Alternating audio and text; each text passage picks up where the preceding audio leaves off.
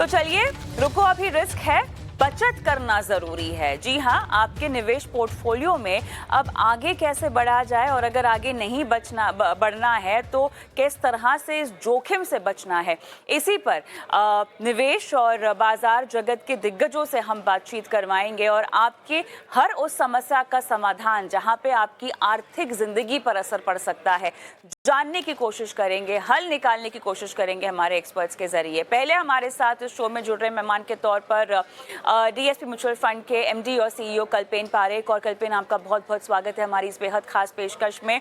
तो आज का दिन आपके लिए कैसा रहा, ये बताइएगा। देखिए, ऐसा नहीं था जैसे कि हमें पता नहीं हो कि आज इस तरह की गिरावट हम देखेंगे, लेकिन अब बड़ा सवाल सभी के जहन में यही है कि अब बाजार की चाल कहाँ जाएगी, बाजार और कितना गिरेगा। देखिए, बाजार की चाल का तो कोई उसका आकलन नहीं कर सकता, कोई उसको आंक नहीं सकता, कोई ये नहीं बता सकता कि बाजार का ये बॉटम है, लेकिन ये गिरावट कितनी और गहरा सकती है। वही था ये पहले हमें सोचना है कि ये क्यों हो रहा है। जो भी अमेरिका ने अनाउंस किया है टैरिफ्स अलग अलग देशों पे, उसका बैकग्राउंड क्या है। जब से ट्रम्प के गवर्नमेंट ने चार्ज लिया है, उनका जो सबसे बड़ा आइडियोलॉजी है कि हमें अमेरिका का जो डेट बढ़ गया है ट्रिलियंस ऑफ डॉलर्स, कोविड के बाद पिछले 5 साल में ऑलमोस्ट 25-30% से जो ग्रो हुआ है, उसे कम करना है। Because otherwise debt servicing capacity में उनको तकलीफ होगी आगे चल के, and which can be again disruptive for all markets in the world. तो उनका ये मानना है कि America as a country has been importing a lot from various other countries, and most of America's imports are to other countries, and other countries are beneficiaries of that, and they want to settle that imbalance, for which they have said that we will charge tariffs, and the tariffs could be of the value of $600-700 billion annually, which can help them कि उनका जो इतना excessive debt है और उस date के ऊपर जो फाइनेंसिंग करना है, उसके इंटरेस्ट पेमेंट्स को रिपे करने हैं, उसमें उनको एक बेनिफिट मिल सकता है, which is the reason why they have announced tariffs across all trading partners and countries around the world. Now, this is a unilateral, one-sided decision that they have taken, और इसके बहुत बड़े मायने रखते हैं। हमने पिछले 60-70 सालों के ऑर्डरली इकोनॉमिक कंडीशंस में टेम्पररी अप्स एंड डाउन्स देखे हैं, रिसेशंस और ग्रोथ फेजेस देखे हैं, लेकिन इस तरह का one sided behaviour from the largest economy ये पहली बार हुआ है। और जब भी 1930s में इस तरह के टैरिफ वॉर्स हुए थे, वर्ल्ड ग्रोथ 20 से 40% से कम हुआ था। तो इसे लाइटली नहीं लेना चाहिए, ये एक बड़ा इवेंट है, और इस इवेंट का जो फाइनल आउटकम होगा उसे समझना बहुत मुश्किल है, बिकॉज इसमें बहुत सारे पाथ्स आगे निकलेंगे। कुछ कंट्रीज रिटेलिएट करेगी, जैसे चाइना ने सामने टैरिफ अनाउंस कर दिया है, कुछ कंट्रीज अलाइन करेगी और नेगोशिएट करेगी। तो हर देश का जो रिस्पांस है अलग अलग सेक्टर्स के ऊपर, इसका जो इम्पैक्ट है, इसको समझने में थोड़ा टाइम लगेगा। हम इसे सेकेंड या थर्ड ऑर्डर इफेक्ट जो बोलते हैं, तो ये थोड़ा टाइम लगेगा समझने में, और इसीलिए we should not become too aggressive कि चलो ये हो गया, अनाउंस हो गया, भाव गिर गया, and let's go and blindly put our money. This is something यहाँ पे धीरे धीरे करके हमें इसका अंदाजा आएगा कि इसका इम्पैक्ट क्या होगा अगले कुछ महीनों में। और दूसरा रीजन क्यों ये एक बड़ा इवेंट है, because this is like in a marriage where there are two partners, one partner is in a way breaking all the conditions जिस तरह से रिलेशनशिप होना चाहिए। It is like a one sided breakout. So अगले महीनों में बहुत सारे देशों में भी ये एक डिस्कम्फर्ट रहेगा एक दूसरे के ऊपर, especially with the largest economy of the world. So we'll have to wait and watch, और थोड़ा पेशेंस रख के कामली हमें सिचुएशन को देख के फिर आगे बढ़ना पड़ेगा। बिल्कुल, लेकिन देखिए, यहाँ पर तो ट्रम्प साहब ही खुद इस गिरावट को बहुत तूल नहीं दे रहे हैं। कल्पेन, बीते शाम भी जो स्टेटमेंट्स आई हैं उसको देखकर तो लग ही नहीं रहा है कि वो बहुत ज़्यादा चिंतित हैं बाजार की इस गिरावट के साथ। वहीं के एक्सपर्ट्स अगर हम देखें, इकोनॉमिस्ट अगर हम देखें, जेपी मॉर्गन के सीईओ की स्टेटमेंट अगर हम देखें, तो इन्फ्लेशन बढ़ेगा और जो अर्थव्यवस्था जो अभी पटरी पर आ ही रही थी वो वापस से बेलगाम हो जाएगी, पटरी पर से उतर जाएगी। ट्रम्प साहब तो कह रहे हैं कि शेयर बाजार को बस एक मेडिसिन की ज़रूरत थी और वही होता हुआ दिखाई दे रहा है, तो वो खुद इसको बहुत ज्यादा गंभीरता से नहीं लेते हुए फिलहाल दिखाई दे रहे हैं। तो इसमें देखिए कविता, मेरा ये मानना है कि जो एक्सपर्ट्स होते हैं उनके सबके कुछ ना कुछ वेस्टेड इंटरेस्ट होते हैं, खुद के पोजीशंस होती है। So lot of experts are hedge fund managers और money managers also. So anything in extreme is something that हमें अवॉइड करना चाहिए। Like I said, same expert को 2 दिन पहले पता नहीं था बाजार 20% गिरने वाला है और इतना बड़ा न्यूक्लियर वॉर टाइप अटैक होगा, और उसी एक्सपर्ट से आप अगर पूछोगे कि आगे क्या होगा, तो ये एक अनयूजुअल सिचुएशन है कि जिसको 2 दिन पहले पता नहीं था क्या होने वाला है, उसे आज क्या पता होगा अगले 2 दिन में क्या होने वाला है। इसीलिए कोई भी एक्सट्रीम ओपिनियन को आपको इग्नोर करना चाहिए। ये सो 2 आउटकम हो सकते हैं यहाँ पे कि अगर आपने ट्रम्प की हिस्ट्री पढ़ी हो, उसकी किताबें जो लिखी है उन्होंने, उसमें लिखा है उन्होंने कि मेरा जो नेगोशिएशन का तरीका है वो है कि पहले 100 रुपया मांग लो और फिर अगर फेयर प्राइस 25 रुपया है तो 25 पे नेगोशिएट कर लो, तो दोनों का अच्छा लगेगा, दोनों का फायदा होगा। तो ये भी पॉसिबल है कि ग्लोबल वॉलेटिलिटी को देख के शायद थोड़ा बहुत विड्रॉल हो, थोड़ा बहुत नेगोशिएशन हो। और ये भी पॉसिबल है जिस तरह से उनका पोस्टरिंग रहा है पिछले 2 दिनों में कि हमें थोड़ा बहुत पेन झेलना पड़ेगा वॉल स्ट्रीट के बजाय मेन स्ट्रीट को फायदा कराने के लिए, विच मीन्स जो एवरेज अमेरिकन है उसके लिए अगर हमें जॉब्स वापस लाने हैं, अगर हमें हमारे डेट पेमेंट के रिस्क को घटाना है, इंटरेस्ट रेट्स को स्टेबल रखना है, तो वॉल स्ट्रीट को थोड़ा बहुत पेन लेना पड़ेगा। अब ये दो के बीच में कहीं पे सच छुपा है और वो धीरे धीरे ही अनरेवल होगा। और ये चेस का गेम है, उन्होंने पहला मूव किया है, अब बाकी बड़े बड़े देश और बड़े बड़े ट्रेडिंग ब्लॉक्स कैसे अपना मूव करते हैं उसके हिसाब से हमें आगे पता चलेगा। तो आज की तारीख में ये तय करना बहुत मुश्किल है कि थिंग्स विल नॉर्मलाइज इमीडिएटली, और इसको थोड़ा और लंबा समय लगेगा नॉर्मलाइज होने में। बिल्कुल। लेकिन भले ही ये शॉर्ट टर्म फिनोमिना हो कल्पेन, बड़ी बात तो ये है कि आपकी सारी कमाई है वो तो ज़ीरो हो जाएगी ना, जितना आपने प्रॉफिट कमाया है वो तो इरोड हो जाएगा पूरी तरह से। तो गंभीरता से इसको लेना ही पड़ेगा, प्लानिंग के साथ ही आगे बढ़ना पड़ेगा। तो मैं ये नहीं कह रहा हूं कि लंबा लंबा समय लगेगा, जैसे मैंने बताया 2 आउटकम आ सकते हैं। शायद थोड़ा बहुत विड्रॉल हो टैरिफ्स का या रेट्स का, ट्वीकिंग हो जाए, या ये ट्रेड वॉर आगे बढ़े, तो दोनों आउटकम पॉसिबल है। मैं आज की तारीख में ये कंफर्म नहीं कर सकता हूँ कि क्या होगा बाजार में। इसके अलावा क्या हो सकता है, बाजार देखिए, हमने हमेशा कहा है कि हमारा मार्केट पिछले 2-3 सालों की तेजी के बाद एक ऐसे स्तर पर पहुंच गया है जहां पे वैल्यूएशन से थोड़ा आगे चला गया है, जो भी फेयर। बिल्कुल नहीं, लेकिन अब सवाल यहाँ पर ये उठता है कि वैल्यूएशन से आगे चला गया है, बाजार की महंगाई पर अगर मैं अब सवाल पूछूं आपसे, क्या बाजार अब भी आपको महंगा लग रहा है? देखिए यहाँ पर बात होती है प्राइस करेक्शन की और टाइम करेक्शन की। प्राइस करेक्शन अगर फैक्टर हो चुका है तो क्या हम टाइम करेक्शन का इंतजार कर रहे हैं चुनिंदा पॉकेट्स में? क्या आपको लगता है फिलहाल वैल्यूएशन के लिहाज से, बाजार में महंगाई के लिहाज से कैसे है वैल्यूएशन? तो कविता, बाजार में देखिए हमेशा है ना, इक्विलिब्रियम बहुत रेयरली होता है। किसी भी चीज की जो वैल्यू है, अगर 100 रुपया वैल्यू है तो तेजी के समय में बाजार इसको 130 140 तक ले जाती है, कुछ कुछ स्टॉक्स में 200 तक भी ले जाती है। और फिर जब न्यूज फ्लो चेंज हो जाता है, मंदी की बातें शुरू होती है, तो वो 140 150 से नीचे 100 तक आके कभी कभी 100 के नीचे अंडरशूट भी हो सकता है। ये बाजार का नियम है। अब हम इस दौर में हैं जहां पे 100 का 150 जो हो चुका था वो गिर के 125 130 या 120 तक अलग अलग सेक्टर्स में प्राइसेस आ चुके हैं। अभी भी जैसे मैंने बताया 100 रुपया अगर सही वैल्यू है ओवरऑल बाजार की, ओवरऑल सभी सेक्टर्स और कंपनीज की, इन मेनी पॉकेट्स कंपनीज अभी भी महंगी है, वैल्यूएशन ज्यादा अग्रेसिव है। और मेरा ये मानना है कि मेरे मानने से बाजार अपना रुख चेंज नहीं करता है, बिकॉज मुझे लगता था बाजार 3 साल से महंगा है और वो चलते रहा। अब थोड़ा नॉर्मलाइज हो रहा है। अब कितने हद तक नॉर्मलाइज होगा ये पहले से जानना मुश्किल है, बट मुझे सिर्फ इतना डेटा पॉइंट पता है कि बाजार महंगा है अपने फेयर वैल्यू से, और एक एक हद से फ्रॉथ कम हुआ है। लेकिन मैं ये नहीं कहूंगा कि ये एकदम डिस्ट्रेस वैल्यूएशन पे है जस्ट बिकॉज ऊपर से 20-25% से कुछ कुछ स्टॉक्स नीचे आए हैं, वो अपने पहले ही अपने फेयर वैल्यू से काफी दूर तक चले गए थे। तो पर्टिकुलरली स्मॉल और मिड कैप में जहां पे क्वालिटी ऑफ कंपनी अगर वीक है, बिजनेसेस वीक है, उनकी साइकिल्स अगर वॉलेटाइल है, तो इन्वेस्टर्स को काफी हद तक ध्यान रखना चाहिए। इसके अंदर हाथ डालने से बेहतर रहेगा आप एक well thought through portfolio mutual fund के जरिए इस स्पेस में इन्वेस्ट करें, ना कि डायरेक्टली जाके just because stocks are down 20% you go and average them.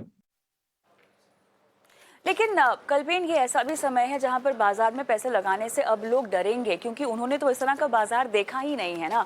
ये तो उस तरह के लोग हैं जिन्होंने एक तरफा बाजार की चाल देखी है। साथ ही एक चीज़ जो हमें बहुत देखने को मिल रही है कि लोग एसआईपी के साथ साथ लमसम निवेश भी करते हैं, और लमसम निवेश के लिए वो बाजार को टाइम करने की कोशिश करते हैं। क्या इस वक्त लमसम निवेश करने से दूर रहना चाहिए, क्या कहेंगे आप? अब मैंने सुबह 10:30 बजे छोटा सा लमसम इन्वेस्ट किया है, बिकॉज पिछले 3-4 महीने में या पिछले ओवरऑल 1-1.5 ईयर में पूरा पोर्टफोलियो इक्विटी में नहीं लगा था, तो हाथ में थोड़ा बहुत बॉन्ड्स या कैश है। तो मैं आपको वही बता रहा हूँ जो मैं कर रहा हूँ। मेरा ही मानना है कि जब जब बाजार इस तरह के बड़े करेक्शन से गुजरता है, उसका शॉर्ट टर्म आउटकम हमें पता नहीं होता है। आज के इन्वेस्टमेंट, आज मैंने जो लमसम किया, शायद 3 महीने बाद मुझे लगे कि ये गलत डिसीजन था, बाजार यहाँ से और भी नीचे हो। लेकिन मेरा ये मानना है कि 3 से 5 साल में नॉर्मली इस भाव पे जब आप खरीदारी करते हो तो आपको इसका फायदा ही होगा। तो ऐसे करेक्शन में अगर आपका, मान लो मेरा पर्सनल पोर्टफोलियो एसेट एलोकेशन फिलहाल 60-40 पे है, 60% इक्विटी में है और 40% बॉन्ड्स और गोल्ड के अंदर है। तो मुझे इसको ओवर टाइम 75 या 80 तक ले जाना है। अब मैं इस साल ले जाऊंगा, इस महीने ले जाऊंगा, वो डिपेंड करेगा आगे बाजार कैसे मूव करता है। बट आज एक अच्छा दिन है 60 का 62 करने का, तो छोटा सा एक पहला स्टेप मैंने लिया है। हम कभी भी गाड़ी को जब स्टार्ट करते हैं तो फोर्थ गियर में नहीं ले जा सकते हैं, हमें फर्स्ट सेकंड थर्ड फोर्थ उसी तरह से ले जाना होता है। तो फर्स्ट गियर में अगर गाड़ी थी तो आज उसको सेकंड गियर में ले जाने में कोई गलत बात नहीं है। तो मेरा मानना है कि मैंने तो खुद ये डिसीजन लिया है, अपना एसेट एलोकेशन मॉडरेट है, थोड़ा उसको बढ़ाया है मैंने। चलिए कल्पेन, आपने सही कहा कि गाड़ी को सीधा फोर्थ गियर से नहीं उठा सकते हैं, और इसीलिए बहुत ज़रूरी है कि धीरे धीरे आपको आगे बढ़ना है। और धीरे धीरे से ये भी मतलब होता है कि एसेट एलोकेशन का बहुत आपको ख्याल रखना है, और ऐसे में सोने चांदी में निवेश कम से कम इस वक्त तो आप मिस नहीं कर सकते। क्या थोड़ा ज़्यादा पैसा सोने चांदी में लगा लेना चाहिए कल्पेन? क्या आप ऐसा करेंगे? देखिए, गोल्ड और सिल्वर से ज्यादा भी आप देखेंगे, गोल्ड जो है उसने पिछले 25 सालों में, 25-30 सालों में हर देश में, हर इमर्जिंग मार्केट में उनका जो इक्विटी मार्केट का रिटर्न है उतना ही रिटर्न दिया है over a very long period of time. That's the first reason to have gold in the portfolio, because gold में क्या होता है कि जब जब इमर्जिंग मार्केट्स कंट्रीज की करेंसी हर साल 2-3-4% गिरती है तो गोल्ड को उसका फायदा हो जाता है। Gold is actually a currency hedge. लेकिन at the same time gold एक ऐसा एसेट क्लास है जो 5-5, 10-10 साल के लिए भी जीरो रिटर्न दे सकता है। तो ये समझ होने के बाद अगर आप गोल्ड में इन्वेस्ट करते हो तो फिर सही बात है। ऑल्सो तीसरी बात, पिछले 2-3 सालों में गोल्ड ने बहुत ज्यादा रिटर्न दिया है। गोल्ड ने पिछले एक ही साल में 40% का रिटर्न दिया है, जबकि उसका लॉन्ग टर्म रिटर्न 11% का है या 10% का है। तो जिसका लॉन्ग टर्म पोटेंशियल रिटर्न 10-11% का है और उसने एक ही साल में अगर 4 गुना ज्यादा रिटर्न दे दिया है, तो इसमें भी एक फेज ऑफ स्लो रिटर्न या लो रिटर्न या इवन नेगेटिव रिटर्न आ सकता है। और चौथी बात, गोल्ड एक ऐसा एसेट क्लास है जहां पे प्रोटेक्शन ऑफ वैल्यू करता है, लेकिन इसके अंदर कोई कैश फ्लो नहीं होता है। आप अगर डेट खरीदते हो या इक्विटी लेते हो तो उसमें डिविडेंड इनकम होती है या इंटरेस्ट की इनकम होती है। Gold is an asset class which does not have cash flow, इसलिए उसमें आप ओवरवेट आपको नहीं होना चाहिए।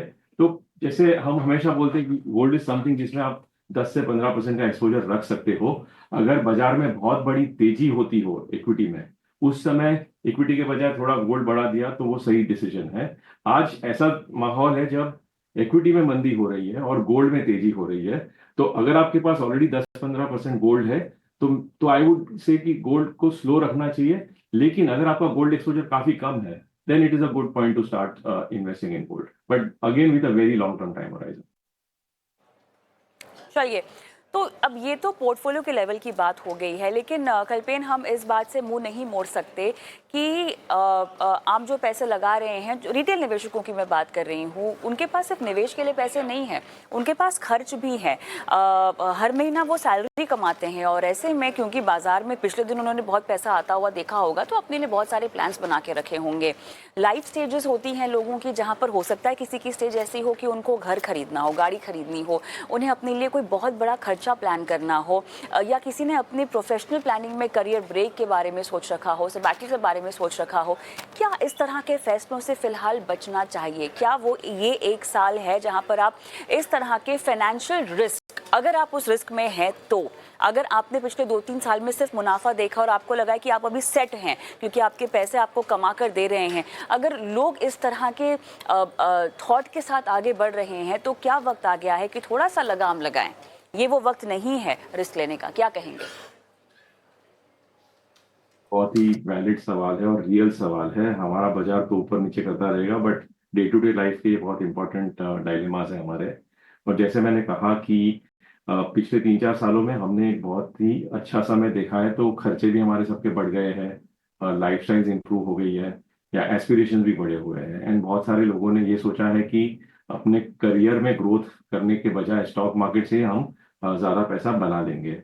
लेकिन ये परमानेंटली नहीं चलता है, बिकॉज अल्टीमेटली रियल इकोनॉमी से हमारे जॉब्स आगे बढ़ते हैं, हमारी सैलरीज आगे बढ़ती है, और उसकी सेविंग्स को हमें बाजार में लगाना होता है। तो ये ऐसा माहौल है जहाँ पे अनसर्टेनिटी रहेगी। अगले एक साल में अनसर्टेनिटी जो ज्यादा रहेगी पिछले एक साल के कंपैरिजन में। और ऐसे समय में आपको हम एंकर्ड रहना जरूरी है, anchor to your lifestyle, anchor to even your jobs. If you are having a stable job and you are doing well, तो उसे डिस्टर्ब करने की कोई जरूरत नहीं है। और ऑफ कोर्स अगर आपके करियर में अगर कोई अच्छी कंपनी में अच्छा बेहतर प्रोफाइल या रोल आपको मिल रहा है, तो that bye all means you should go. But keep in mind, ये समय है स्टेबिलिटी का, ये समय है सीट बेल्ट को पहने रखने का। जस्ट बिकॉज बाजार 15% गिरा है डज नॉट मीन कि हम सीट बेल्ट निकाल के अपना एक्सेलरेटर दबा दे। Continue to drive with seat belts and focus on brake apart from the accelerator. So don't go overboard on any part of your life. चलिए, बहुत ज़रूरी होता है ऐसे समय आप जैसे बाजार के एक्सपर्ट से बातचीत करना, क्योंकि क्लियरली लोगों में आज की गिरावट को देखिए, क्योंकि बहुत सारे लोग बाजार से परिचित भी नहीं है, और इस तरह के माहौल में एक एक्सपर्ट की बात सुनना, समझना और आगे बढ़ना योजनात्मक तरीके से बहुत ज़रूरी हो जाता है। पैनिक नहीं करना है, बेसिकली ये एक मोटी बात जो आपको हम समझाने की कोशिश कर रहे हैं। बहुत बहुत धन्यवाद कल्पेन, आपने समय दिया हमें और इस चर्चा में शिरकत की। चलिए, लेकिन एक्सपर्ट्स का जमावड़ा यहीं खत्म नहीं हो रहा है। हमारी ये बेहद खास पेशकश, रुको अभी रिस्क है, बचत करना जरूरी है, इसका अगला जो पड़ाव है वो बाकी है। ब्रेक में जा रहे हैं हम, ब्रेक के उस पार अरुण चौधरी एम स्टॉक से हमारे साथ जुड़ेंगे, और जो युवा निवेशक हैं खास तौर से, उन्हें किस तरह से बाजार की इस चाल को समझना चाहिए और कैसे अपनी प्लानिंग करनी चाहिए रिस्क कम करने की, मुनाफा बढ़ाने की। ब्रेक के बाद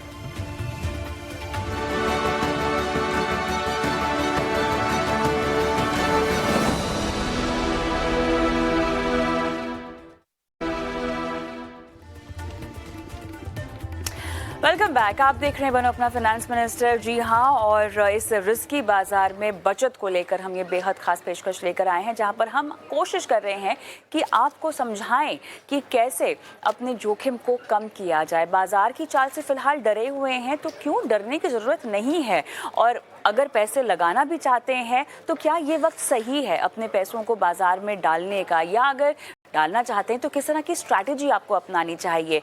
अब चलिए इस पर हम बातचीत करते हैं, और ख़ास मेहमान मेरे साथ जुड़ गए हैं Arun Chaudhary, director CBO M Stock. Arun, आपका बहुत बहुत स्वागत है, और बनो अपना फाइनेंस मिनिस्टर में शायद आप पहली बार शिरकत कर रहे हैं। आपने समय दिया और आज ये दारोमदार आपके कंधे पर है, जिम्मेदारी आपके कंधे पर है कि आप दर्शकों को बताएं कि डरना क्यों नहीं है और बचत करनी क्यों ज़रूरी है। देखिए अरुण, ये बताइए सबसे पहले तो मुझे, सुबह से कितने क्लाइंट्स के कॉल आ रहे होंगे, सुबह से कितनी ऐसी कॉल्स आई हैं जो आपको परेशान लगी हों और जो कह रहे हो कि भैया हमारा पैसा डूब गया पूरी तरह से, अब आगे करना क्या है? ऐसे कॉल्स आई हैं?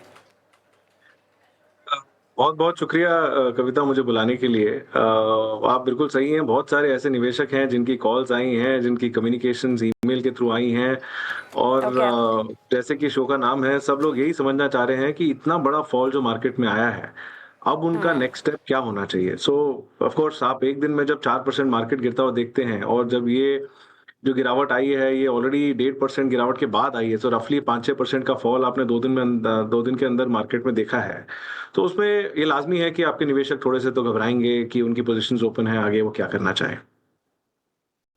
तो आगे अब क्या करना चाहिए अरुण? सबसे बड़ा सवाल तो यही है जो हर कोई पूछना चाह रहा है हमारे एक्सपर्ट्स को भी, जितने भी एक्सपर्ट्स से हमारी बात हुई है सुबह से, सभी ये कह रहे हैं कि ये वो साल है जहां आपको एसेट एलोकेशन का ख्याल रखना है, डाइवर्सिफिकेशन का ख्याल रखना है। लेकिन अरुण, ये तो बुनियादी बातें हैं फाइनेंशियल प्लानिंग की। जब भी आप ये बागडोर फाइनेंशियल प्लानिंग की अपने हाथ में लेते हैं, डाइवर्सिफिकेशन, एसेट एलोकेशन के बगैर तो आपकी कहानी आगे बढ़ती ही नहीं है। लेकिन ये बात आप उन लोगों को कैसे समझाएंगे अरुण, जो कि पिछले 2-3 साल में ही बाजार में आए हैं केवल? बहुत बहुत बहुत अच्छा सवाल है कविता। तो मैं उस पॉइंट से चालू करना चाहूंगा जो हम एक्चुअली अपने इन्वेस्टर्स से बहुत रेगुलरली, एंड स्पेसिफिकली वो इन्वेस्टर्स जो हमारे साथ पिछले 2-3 साल से जुड़े हैं, उनको बहुत रेगुलरली बताने की कोशिश कर रहा हूँ। बहुत जरूरी है कि जितने भी हमारे निवेशक हैं वो मार्केट में एक रियलिस्टिक एक्सपेक्टेशन लेके आए। कोविड के पीरियड में जितनों ने भी मार्केट में निवेश करना चालू किया था, उनके साथ वो सिचुएशन सही हो गई कि मंजिल बहुत जल्दी मिल गई, एंड वो 4-5 महीने के अंदर ही उन्होंने देखा कि उनका पैसा डबल हो गया है। एंड आज जब वो वर्ड ऑफ माउथ के थ्रू बात फैली है, तो बहुत सारे नए निवेशक जो मार्केट में आके जुड़ते हैं वो ये सोचते हैं कि मार्केट एक मशीन है जिसमें आके आप 4 महीने में पैसा डबल कर सकते हैं। एंड आई थिंक सबसे बड़ा जो प्रॉब्लम आता है निवेशक के साथ वो यहीं पे आता है। एक सबसे इंपॉर्टेंट चीज है कि आप बहुत रियलिस्टिकली मार्केट को अप्रोच करें। आप बहुत पैसा कमा पाएंगे अगर आपकी एक्सपेक्टेशंस रियलिस्टिक होंगी, पहली चीज ना। अभी के अगर करंट सिचुएशन में आए तो मेरे हिसाब से सबसे इंपॉर्टेंट चीज है कि किसी भी निवेशक को पैनिक नहीं करना चाहिए। आप दोनों साइड की मैं बात कर रहा हूँ, चाहे आप बिकवाली करने की बात करें, चाहे खरीदारी करने की बात करें। ऐसा नहीं है कि मार्केट 5% 2 दिन में गिर गया है तो आप जाके सब कुछ एक बार जो आपके पोर्टफोलियो में आप एकदम बेच दें, या फिर ऐसा नहीं है कि आपको दिख रहा है कि मार्केट 5-6% गिरा है तो एकदम से जाके मैं बहुत सारी चीजें खरीद लूं जिससे मेरा इमीडिएटली, जैसे मैंने आपको बताया, अनरियलिस्टिक रिटर्न्स आ पाए। सबसे इंपॉर्टेंट है कि आप रियलिस्टिक रहें, आप पैनिक ना करें।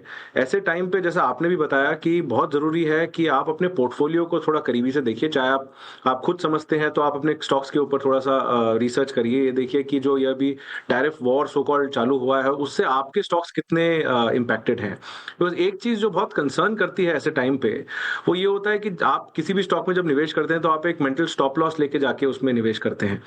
बट ऐसे न्यूज ड्रिवन फॉल्स जो इमीडिएटली आते हैं, and so called to certain extent structural fall जब आते हैं, तो सारे स्टॉप लॉस आपके एकदम से लेवल पे ट्रिगर हो जाते हैं। बट जरूरी नहीं है कि आपके स्टॉक में वो स्टॉप लॉस एक्चुअली फंडामेंटली इस टाइम पे करेक्ट हो। बिकॉज अगर आप देखेंगे जितना भी टैरिफ का वॉर हुआ है चालू, उस पर जरूरी नहीं है कि सारे स्टॉक्स उतने इंपैक्टेड हों, बट ऐसे फॉल में बहुत सारे ऐसे फंडामेंटली स्ट्रॉन्ग स्टॉक्स भी होते हैं जो गिर जाते हैं। निवेशकों के लिए बहुत जरूरी है कि वो अपने स्टॉक्स का स्टॉप लॉस देखें और उसको रीइवैल्यूएट करें, पोर्टफोलियोज को रीइवैल्यूएट करें।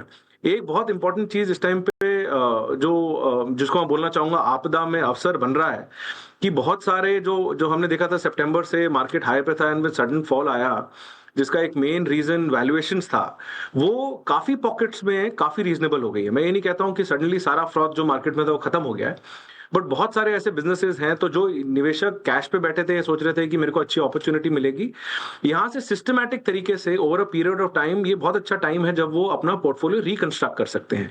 ये 2-3 चीजें हैं जो मुझे लगता है कि आप अगर करेंगे तो आप ये फॉल का सो कॉल्ड फायदा उठा पाएंगे। लास्टली आई थिंक बहुत इंपॉर्टेंट है कि जब आप बाजार में आके जुड़ते हैं तो आप बहुत शॉर्ट टर्म व्यू के साथ ना जुड़े। बिकॉज अगर आप देखेंगे, अगर हम एग्जैक्टली 1 साल पीछे जाते हैं तो जिन इन्वेस्टर्स ने से 1 साल पहले इन्वेस्ट किया होगा, अगर मैं सिर्फ इंडेक्स की बात करूं तो उनका ऐसा कोई बहुत बड़ा पोर्टफोलियो में नुकसान नहीं हुआ है। एंड हमने ये पहली बार नहीं देख रहे हैं कि 12-15% की करेक्शन मार्केट में आ रही है, पहले भी आई है। But Joe investors they are able to ride through such falls are able to get a very good return post that if they are able to hold on to their good investments. चलिए, अब portfolio में आपने कहा कि तमाम आपने नुस्खे बताए जो कंसिडर करने चाहिए। बहुत सारे लोग हैं जो डायरेक्ट स्टॉक्स खरीदते हैं, बहुत सारे लोग हैं जो म्यूचुअल फंड्स के ज़रिए एसआईपी करते हैं, लमसम निवेश करते हैं। बहुत लोगों ने एज अ ट्रेडर, और अरुण आप भी जानते हैं, हम भी जानते हैं, रेगुलेटर ने भी कई बार इस पर कई बातें कही हैं, नकेल भी कसने की कोशिश की है। एफएनओ में एक बहुत बड़ा तबका है जो पैसे लगाता है, जो इतना रिस्क लेना चाहता है। इनफैक्ट बहुत रिसर्च रिपोर्ट्स भी आई हैं कि हाउस होल्ड सेविंग्स जो है वो एफएनओ में जा रही हैं, यही वो लोग हैं जिन्होंने इतने 2-3 साल में मुनाफा देखा और अब पूरी तरह से ये कन्विंस्ड हो चुके हैं कि बाजार एक मुनाफे की खान है, यहाँ कुछ भी डालो तो सोना ही निकलता है। उन लोगों को आप क्या कहेंगे? बिकॉज वो इस तरह के लोग हैं, आपने काफ़ी समझाइश दी है उन्हें, लेकिन उसके बावजूद भी वो ऐसे लोग हैं जो छोटे समय में बड़ा मुनाफा कमाना चाहते हैं। वही ऐसे लोग हैं जो बाजार की इस साइकिल से परिचित नहीं है। वही ऐसे लोग हैं जो नौकरियां छोड़कर फुल टाइम ट्रेडिंग भी कर रहे हैं। बिल्कुल बिल्कुल सही आपने चीज कही और इसी चीज पे रेगुलेटर बहुत बहुत विजिलेंटली मार्केट को देख रहा है ना। जैसे आपने बताया, बहुत सारे ऐसे रेगुलेशंस भी आए हैं जिनके थ्रू ये एफएनओ वॉल्यूम का सर्च कंट्रोल करने की कोशिश करी जा रही है। इनफैक्ट यही चीज हमारे लिए बहुत डर की बात है, जहां पे बहुत सारे निवेशक लोन लेके अपना एफडी तोड़ के मार्केट में आए हैं, ये सोच के कि फ्यूचर्स एंड ऑप्शन में बहुत पैसा बना लेंगे। एक कविता, पहली बहुत जरूरी चीज है कि ये एसेट क्लास आपको समझना बहुत जरूरी है। सिर्फ बिकॉज मेरे किसी जानने वाले ने कोई फ्यूचर या ऑप्शन की पोजीशन ली है वो सडनली 4 गुना हो गई, ये जरूरी नहीं है कि मैं भी इन्वेस्ट करूंगा तो वही चीज हो जाएगी। तो पहली चीज ये है कि आप जिस एसेट क्लास में निवेश कर रहे हैं उसके बारे में पूरी जानकारी लीजिए, पहली चीज। दूसरी चीज, ऐसे मार्केट में जहां पे आपको दिख रहा है कि एक दिन में बाजार, 2 दिन में बाजार 5-6% गिर गया एंड मैं सडनली निवेश करूं, यहां से थोड़ा सा वापस ऊपर जाएगा, आप you are creating a recipe for disaster. वो जैसे हमारी लैंग्वेज में कहते हैं, you are trying to catch a falling knife. हालांकि मैं ये नहीं कहना चाहता हूं कि आप कंप्लीटली एफएनओ से बाहर रहिए। जो चाहते हैं और जो समझते हैं एसेट क्लास को, उनके लिए बहुत जरूरी है दैट ऐसे टाइम पे आप अपने स्टॉप लॉसेस बहुत ही स्ट्रिक्ट रखिए। अगर आपको दिख रहा है कि पोजीशन आपके फेवर में नहीं गई है तो उसको काट के बाहर निकल जाना बहुत जरूरी है। दूसरी साइड पे जहां आपको दिखता है कि आप सही साइड पे मार्केट के बैठे हुए थे और आपने मुनाफा बहुत जल्दी कमा लिया है, आप बहुत लालची मत बनिए। आपको जितना पैसा आपको दिख रहा है आपको मिला है, आप उसको बुक करके रेगुलरली अपने स्टॉप लॉस को ट्रेल करते रहिए। हालांकि मैं आपके मीडियम से बहुत सारे निवेशकों को बताना चाहूंगा कि एफएनओ एक बहुत ही रिस्की एसेट क्लास है और जब तक आपको इस एसेट क्लास की जानकारी ना हो, आप इस एसेट क्लास को अवॉइड करिए। जैसे कि मैंने पहले भी बताया, मार्केट में पैसा बन सकता है और बहुत अच्छा पैसा बन सकता है अगर आप डिसिप्लिन फॉलो करेंगे, अगर आप लॉन्ग टर्म निवेश के लिए अपने आप को कमिट करेंगे और आप ऐसे फॉल्स को अपनी बेनिफिट के लिए यूज करेंगे, इनके थ्रू राइड थ्रू करेंगे अपने पोर्टफोलियोज को रीबैलेंस करने के लिए। अरुण, अब एक आखिरी सवाल लूंगी मैं आपसे, उसके बाद इस चर्चा को समाप्त करेंगे। अब आज का कारोबारी दिन खत्म हो गया है अरुण। अब जब आप और आपकी टीम क्लाइंट नोट बनाने बैठेंगी तो उन्हें किस तरह के कॉल्स दिए जा रहे हैं, उन्हें किस तरह के निवेश के विकल्प दिए जा रहे हैं, कौन कौन से सेक्टर्स जो हैं वो प्रेफर किया जा रहा है, इसके बारे में जानकारी दें। ये बहुत ही अच्छा और डिफिकल्ट सवाल है कविता। क्या हो रहा है कि इतनी अनसर्टेनिटी मार्केट में है।